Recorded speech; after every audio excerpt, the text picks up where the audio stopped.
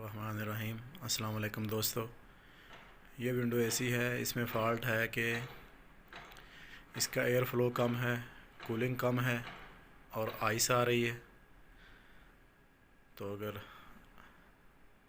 आपका भी window AC में ये फ़ॉल्ट है तो सबसे पहले आप ये इसका फ़िल्टर देखें।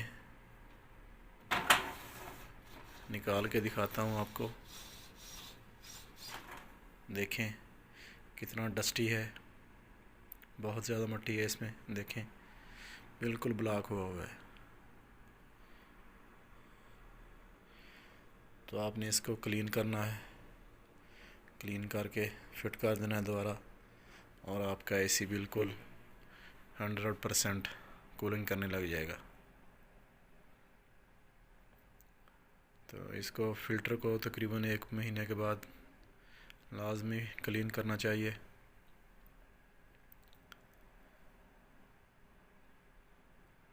तो इसका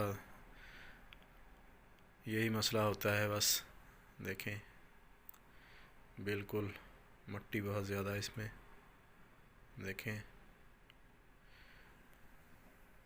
वीडियो देखने का शुक्रिया दोस्तों। अस्सलाम वालेकुम।